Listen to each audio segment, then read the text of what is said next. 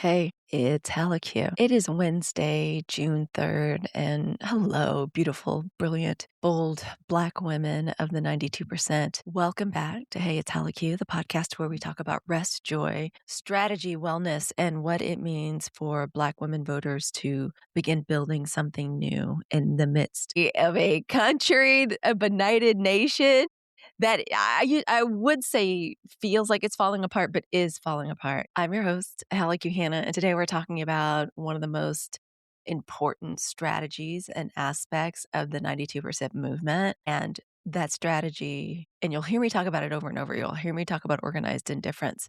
That's a strategy, like how we actually do the work. And then what we're going to talk about today is economic activism. And just to orient us and get us started, can I just say it ain't about the nail salon, but sometimes isn't it all about the nail salon? I can't believe like how much the nail salon has become a part of Black femme culture. When I was a growing up girl, like nobody, I was growing up in the 80s, like nobody got nails where I was coming up in like Southern Mississippi like that. It wasn't until, I was like out of college. I think the first time I had a pedicure was like 1998 or something like that. And then all of a sudden, we lived in cities, there's salons everywhere. And as a Black woman, don't we all have some issue with the nail salon?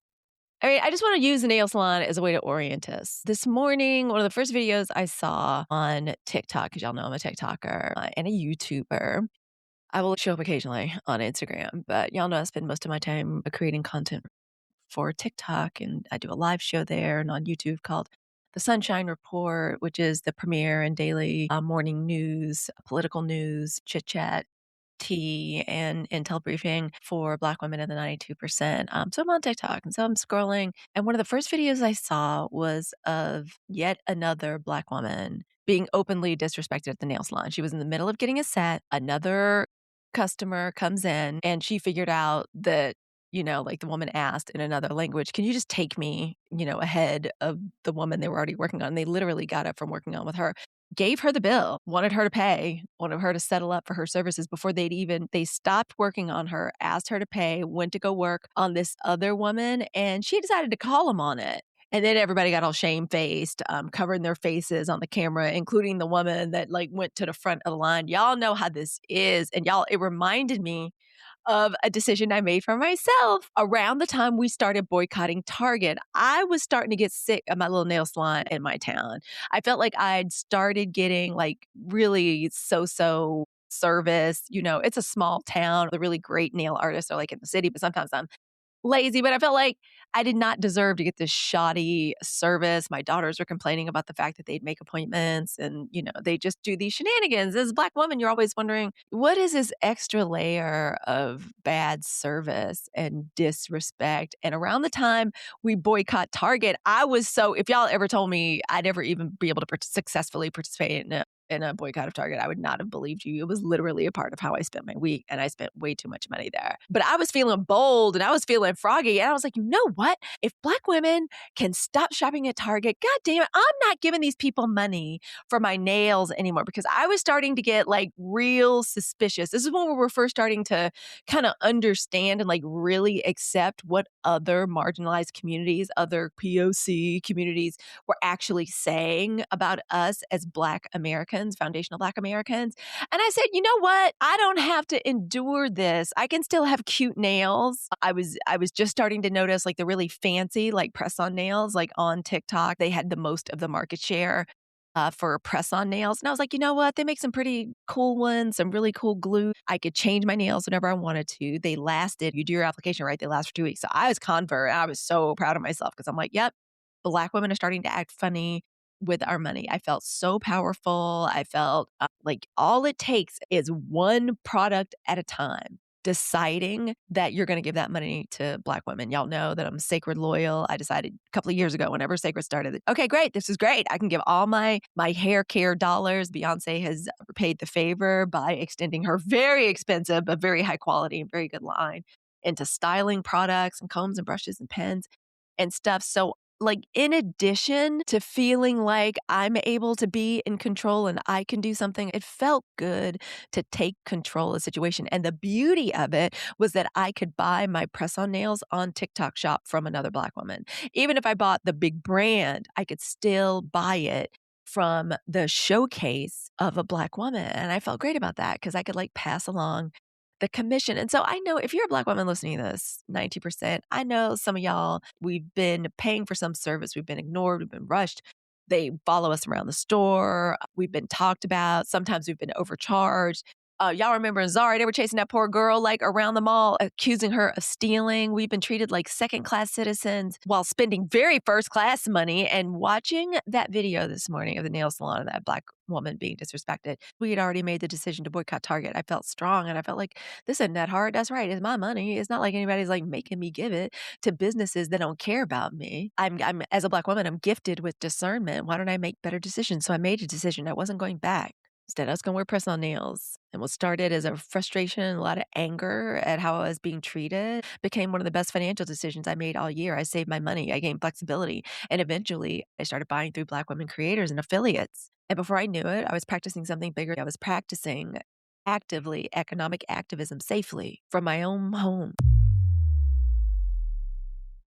So 92% today, I want to talk about why I believe economic activism may be one of the most powerful strategies available to Black women right now. And it is flashy to me and it is dramatic to me. And I love it, like not only because it's effective and it works, but because like I have unique dopamine needs. I like a little retail therapy. Y'all know I manage ADD. So I like a little shoppy shop. And now that I am taking the extra effort, it's like there's something about like my ADD brain that loves it. It's like dental floss in my brain. Like, how can I get this thing that I want at the best price I can and buy it from a Black woman? Is it going to be on TikTok Shop? Is it going to be going to her website, reading reviews, and then after I get it, giving her a great review, like talking about it? That feels good to me. Y'all know I'm a triple Leo. So doing stuff like that, like anything that makes me feel generous and makes me feel like I'm doing something good, especially towards like another Black woman. So for me, it feels good.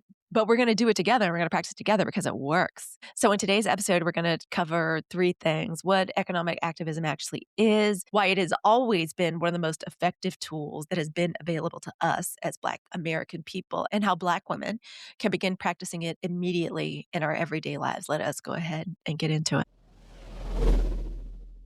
I want us to start thinking about economic activism as something that's as powerful as voting every single day. Most people, or a lot of people, or those that even know anything about any civics or how elections work, how our government works when it's functioning, because children, y'all know it's not functioning. But when it's functioning, which side note, y'all, let's always remember how we got here, because a lot of the American electorate is woefully ignorant. I just felt like I needed to say that. That's some of the reason, like sometimes as Black American women, like we feel like static in the atmosphere. Like when we listen to like regular legacy media, it sounds like static, or sometimes like when we're scrolling on the internet, Facebook or something. Children, if you're Gen X or older, you're just cursed to have to spend some time in the wasteland of like Facebook. And sometimes it feels like static. And that's because we're not tuned into the right channel. You have tuned into the right channel. That's why this feels so good in your ear holes. And I want us to think about activism. I don't want us to think about activism as something that only happens at the ballot box. We're already good at that, 92%. Y'all know the chart. Y'all have seen me pull up the chart. Y'all know where we got our name from, the way we show up at the ballot box. Yeah, we got that covered. We're very good at that. We have to bring our youngins up and get them out and train them to vote. But we're very good at that. That's why we call the 92%. But economic activism recognizes something super important. We can vote every day with our dollars, with our clicks, with our views, with our subscriptions, our referrals, our recommendation, or just even like our retail therapy. Every dollar is a vote. That's all these motherfuckers care about. Excuse my language. Every purchase can be an endorsement of a Black woman that you already like, know, and trust, or who seems exciting to you, so you're going to try her product. Every recommendation that we can give as a Black woman to another Black woman can be its own investment. You have no idea where it can take you. Y'all know how I love okra, the sparkling okra water, and where that journey has taken me. Economic activism, it simply means becoming intentional about where those votes, aka our dollars, go. Right? Instead of asking like, what do I want to buy? We can do something like ask, where or who do I want to help build? I take that so seriously. And again, as a Leo, y'all know some of my favorite accounts. I love when on like say a TikTok, say a YouTube, a short comes up or video comes up on TikTok where I clearly am one of the first people to take a look at this. Like the video only has like a few likes or whatever. You can tell there's no comments yet. So you know you're one of the first ones that you can take a look at the video. I love that. I love leaving up a comment. Economic activism simply simply means becoming intentional about where our votes go. Instead of us asking, what do I want to buy? We can begin by asking, who do I want to help build? The way I love to help build new Black femme creators, because somebody is getting wealthy from our spending. And the question is who? By being economically active, by being very focused and very funny acting about where we're pointing our dollars, where we're giving our dollars. Black people command about what? What is it? Black consumer spending power is, well, it exceeds 2 trillion. That's trillion with a T. To me, this is how we create our own wealth transfer. Let's get into it.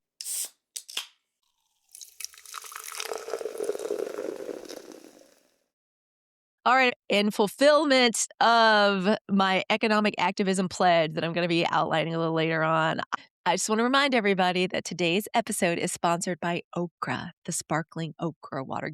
Y'all know how good okra water is for us. Those of us who come from the American South, like, we know about the okra water. Google okra water. You will find a million recipes. You're going to learn the benefits. It contains fiber, antioxidants, nutrients that support digestive health and overall wellness. Okra, the sparkling okra water, I consider it a beauty beverage and a beauty tonic. It is the way I start the morning. Every morning, I have okra water on an empty stomach. I'm a hydration obsessive. And okra takes one of the most nutritious and one of the most culturally linked vegetable in our Black American food traditions, and it turns it into a refreshing, sparkling beverage. It's the canning process and the carbonation that makes it sparkly, but it retains all of that beautiful fiber. The entire can, 80% of it is the okra juice itself. It is light, it's refreshing. It has a wonderful mouthfeel. It is not too sweet. I do not like over sugary beverages, and I do not like beverages with a bunch of stevia. We have 3 flavors. There's the classic pineapple, which was my favorite until we debuted mango, which is so delicious, and also pomegranate. So unlike so many sugary drinks, okra gives you something that actually contributes to your well-being, and Black woman owned and created. Literally, the entire operation is powered by Black women and prince. So check the show notes for links and learn more. As y'all know, I love talking about it. Catch me on the Sunshine Report in the morning. I'm talking about okra at least once per show. Check the show notes for links to where you can buy. Use code Halicue for exclusive 92% pricing, and to learn more about why this Black-owned wellness company and business and beverage has my attention. I'm low-key obsessed. Now back to the show. Economic activism, y'all, we know that it has a powerful history. This is not new. One of the most famous examples in American history, of course, is the Montgomery bus boycott, when Black residents in Montgomery refused to ride segregated buses after the arrest of Rosa Parks. Like, they weren't just making a statement and going through the hassle of walking to work, carpooling. They were withdrawing their money. They organized carpools, they walked, they made sacrifices. All of us have seen Eyes on the Prize, know all about this. Lord, if you grew up in Mississippi, you had this memorized. Every Black History Month, we would go over all of this in triplicate. Not only in school, in our little Black clubs in school, like Tri High Y, at the church. Y'all know I'm deconstructed, but I was brought up in church. A loving, beautiful little Presbyterian church, actually, but I am deconstructed. But we learned all about it. We know how our ancestors, some of them still living, how they made sacrifices. And eventually the financial pressure is the thing that the bus companies in the city of Montgomery found impossible to ignore. That's the lesson. Systems don't pay any attention to any damn moral arguments, but they definitely pay attention to economic ass consequences. Money talks. Businesses track spending. Corporations track sales. Platforms track engagement. Investors track profits. And that is why economic activism remains powerful, because it communicates in a language that these fucked up institutions understand. They want our money. They want those trillions of dollars in Black spending power. They want the revenue. And y'all, I feel like economic activism is perfect for us. It is perfect for the 92% movement. One of the reasons I love economic activism is because it keeps our bodies safe. I'm so glad for this podcast and for our movement and for our live streams together. Thank you all for listening to and amplifying and sharing the videos so we can cultivate some joy and keep each other informed and like entertained, because Lord knows corporate legacy media is not looking out for us. Can't none of them hoes be trusted. I love the fact that we're putting ourselves first for a change. I love economic activism for lots of reasons. Not only, because of my unique dopamine needs. I love a little retail therapy. and giving it to like Black women. Oh my God, finding the right Black woman's company or making sure she gets the commission. Ooh, that feels good. But I really love it because it keeps our beautiful Black femme bodies safe. Economic activism don't require no damn confrontation. I'm tired of shit that drains our energy. Y'all know I can't stand shit that drains our energy, which reminds me, like, this is another reason I want to make this episode because of like what happened with the Rick Chow verdict. We're all rocked by that. We all found out yesterday, and the family, like, you feel so bad for the family, and so many of us are outraged about is his name Rick Chow's acquittal in the fatal shooting of 14-year-old Cyrus Carmack Belton. The family of Cyrus Carmack Belton, when the verdict was read, expressed their indignation towards a South Carolina jury's decision on Tuesday to acquit JKK Rick Chow in the 2023 fatal shooting of a Black 14-year-old. From the family. Yesterday, the jury watched our 14-year-old boy run away from two grown men on video. They knew one of them shot him in the back, and they still said no one is to blame. The family is heartbroken. They do not accept it. The child stole nothing. He was a child, and he was running for his life. So we're heartbroken over that. We want to do something. We want to do something. In the past, y'all, we were trained, we were conditioned to just throw ourselves on the front line, hold hands, saying, marching these marches. They like to put us up front. Y'all know they love us for the vibes. And then who gets gunned down? Yeah, we can't do that and give them the race war they want. That's one of the reasons I think this verdict happened too. Doing our economic activism, it doesn't require any confrontation. It doesn't require arguing with effing strangers online. And y'all, please remember your digital hygiene. Do not be engaging with leftist trolls, MAGA trolls online. Don't do it. Organized indifference. That's our other main strategy. Removing our energy, our time, our attention, especially in this attention economy, away from the shit that wants to drain and siphon us. The Rick Chow verdict has caused all kinds of conversation in the zeitgeist online about people that build and buy businesses in the Black community to siphon off of us and use us economically and then hunt us down in the streets. And the cry has been overwhelming. We have to start truly getting dead ass serious about our support of Black businesses and trying to buy Black, especially in our own neighborhoods and in our own personal spending habits. Economic activism doesn't require us to sacrifice our peace. It just, all we have to do. The only requirement is to become more intentional and more strategic. Like I always say, like be funny acting with our money because that's what they listen to and that's what they pay attention to. Many of the most powerful people, y'all know they all worship wealth, the Epstein class. Y'all know what we're seeing and learning against our own will every goddamn day.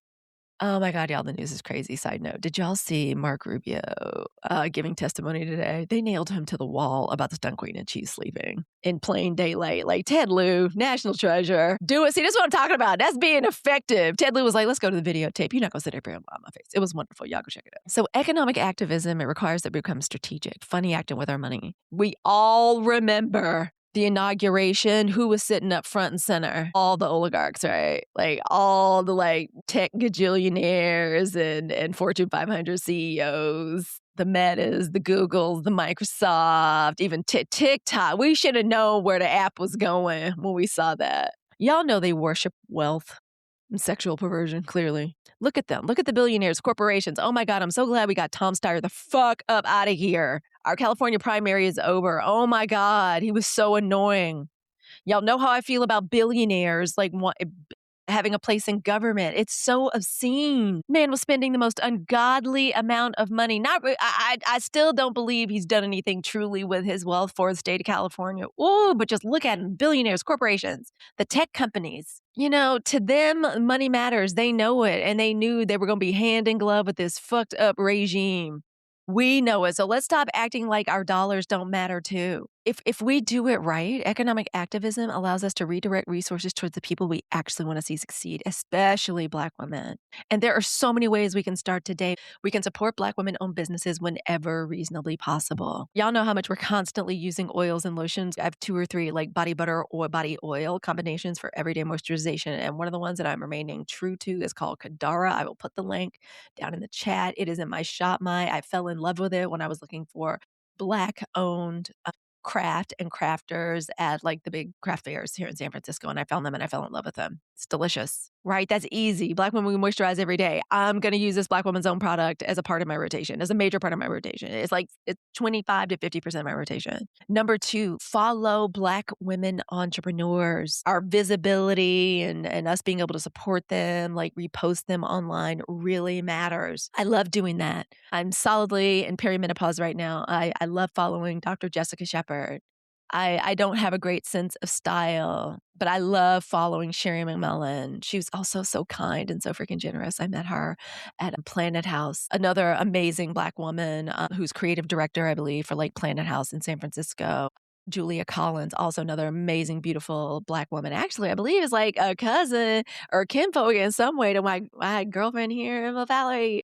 Hillary. So that visibility matters. I make a point. I don't even like being on Instagram like that, but I get over there when I see them. I follow, repost all their stuff. Number 3. Okay, this one's really good. I love this one. This is one of the ones where I really get my yummy dopamine. It makes me feel better, and it helps me literally just put money in a Black woman's pocket directly. And I want y'all to join me and freaking follow me, especially if you shop on TikTok Shop. You can whatever it is you want to buy off TikTok Shop, you can buy it from a Black woman. I promise you. Just look at the little promo videos, look up the product.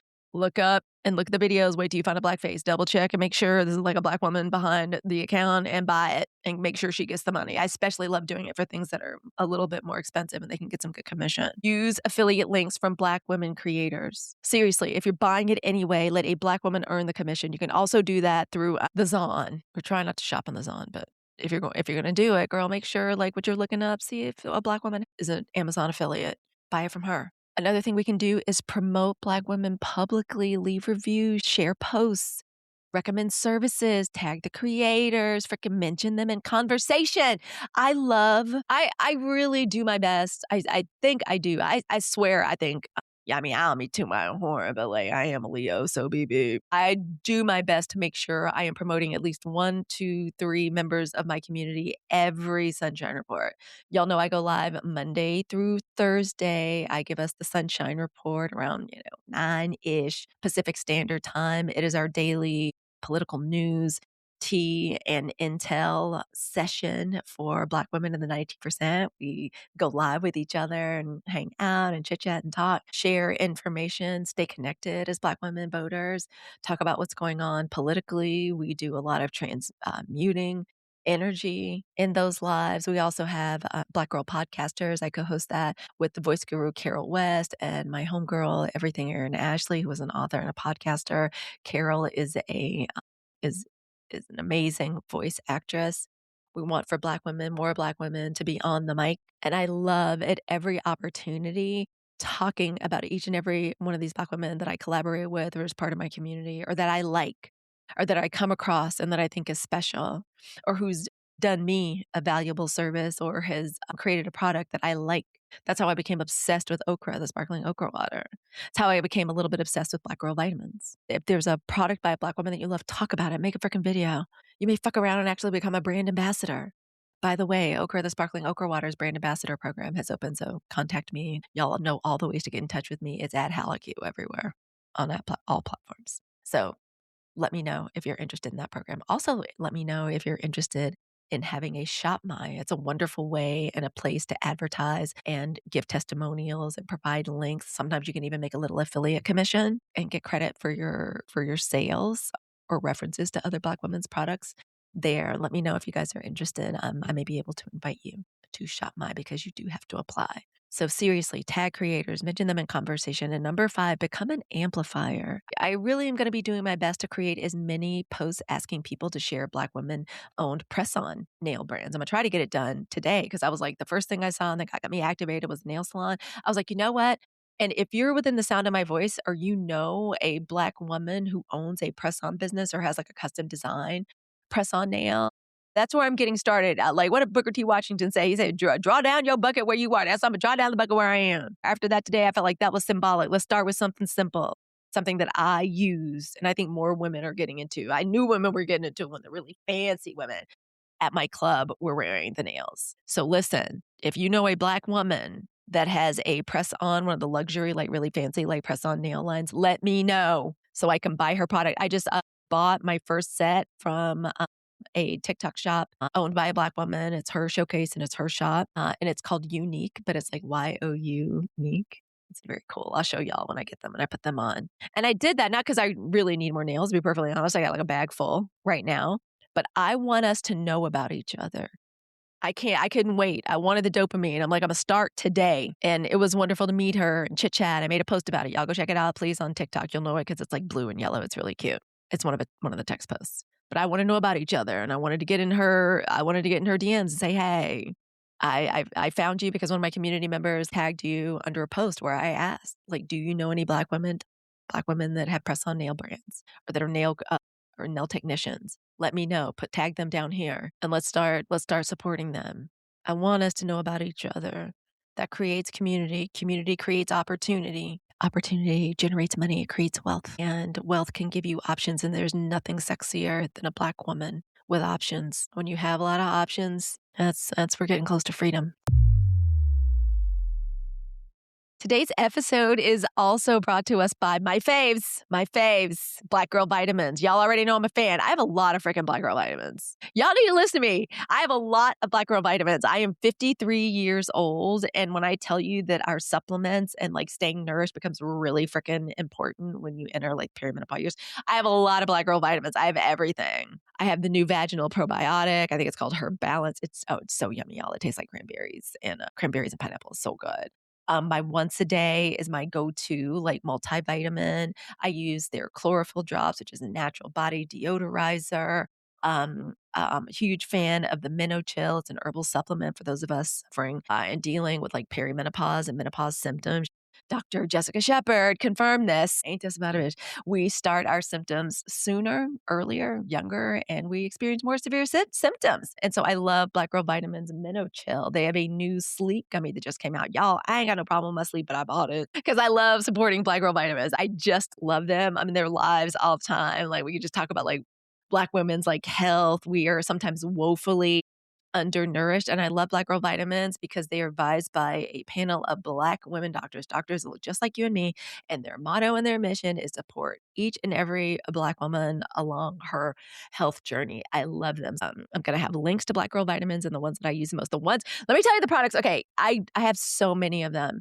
Like I need y'all to, let me just tell you what my top three are. And you'll be able to see the links for them. I'm going to have links down in the show notes. My top three are the collagen powder. The collagen is excellent. My skin is on absolute glow. Oh, y'all. And they've got like the little travel sticks. Makes me so happy. Y'all know how when you get older, when you travel, you really want to be able to take your stuff with you. You want to be able to take your broth. You want to be able to take your collagen. I love the Black Girl Vitamins collagen powder. It is tasteless. You can just sprinkle it into any warm beverage. I have it in my morning coffee, my Chinese Betty tea, and in my broth. It's also really good in your oatmeal and in your like chia seed pudding. So that's my number one. My number two is the chlorophyll drops. My number three is the once a day a multivitamin. They are so juicy. Y'all, their flavors taste so good. And I said I was going to top three, but I'll also do number four. I also love the like Herb Balance probiotic. Oh, I think it's called like Sweet Dreams, whatever the sleep gummy is. It's on the way. I'm going to try it. I'll tell y'all what I think about it. But I love Black Girl Vitamins. So again, whether it's wellness support, hormonal support, energy, or healthy aging, I appreciate seeing a company that centers us. So listen, I want you to check out the Black Girl Vitamin links in today's show notes to learn more about my favorite products and see which ones might support your wellness journey. Now back to the show. At the heart of economic activism for Black women of the 92%, we just have a simple belief. This is my belief. I want to share it with you. So that brings me to something I was working on today, working title, Economic Activism Pledge of the 92% Community, and I'm unveiling the bare bones of it for the first time today. And the pledge is this. Today, I, Halicue Hannah, make a conscious decision to align my values with my spending. I recognize that every dollar I spend as a Black woman of the 92% is as valuable as a vote. I understand that every purchase I make as a Black woman is an investment, and every act of support can help shape the future of the 92% community and of the Black community as a whole. As a member, founding voice, supporter, or friend of the 92%, I pledge to direct my economic power with intention, wisdom, and care. I pledge, whenever reasonably possible and within the resources available to me and my family, to seek out, support, and celebrate Black women-owned businesses. I pledge to consider Black women creators, entrepreneurs, authors, educators, artists, service providers, innovators, and visionaries when making my purchase decisions. I pledge to support Black women's brick-and-mortar businesses, online stores, affiliate links, digital products, memberships, books, courses, events, podcasts, newsletters, and creative projects whenever I am able. I pledge to intentionally discover and amplify the work of Black women, and I pledge to use my voice, my 92% movement and platform, my recommendations, my views, my referrals, and my social networks to help Black women and girls gain visibility, customers, opportunities, prosperity, and influence. I pledge to share at least one Black woman-owned business, creator, product, service, podcast, or project whenever the opportunity presents itself. I believe that Black women's economic choices can help create the future that we wish to see. Therefore, I pledge to spend with purpose, to support Black women's businesses, artistic creations, FYPs with intention, and to amplify them at every opportunity with generosity and an open heart. One band, one sound, with all the love in my heart. Halicue. Y'all, we can't build a future all at once. We build it like one decision at a time, $1 at a time, hell, one recommendation at a time, one business, like unique nails, one act of support at a time. Economic activism is not about perfection. We practice progress, not perfection around here. Shout out to Launch Your Income Agency. And I'm perfectly aware maybe we can't do it all the time, but we can get dead ass serious about it. That's what it's about. It's about practice, building those economic activism atomic habits that can help us create the world that we want to live in. Look at how thoroughly so many of us cut Target out of our lives. So this week, listen, we ain't got but one challenge for you. Find one Black woman-owned business, buy something, share something, freaking recommend something, amplify something. And let's see what happens when millions of Black women decide to become intentional with their economic power. Thank you for joining me today. Follow the Hey It's Halicue podcast over at the Substack community. There's a lot of smart Black women over there, and that's where the podcast platform lives. Make sure to follow me on all platforms at Halicue on TikTok, YouTube, Instagram, Threads. Let's stay connected. You can see what Black women entrepreneurs and businesses and products that I'm following and I support, and I'll be able to do the same.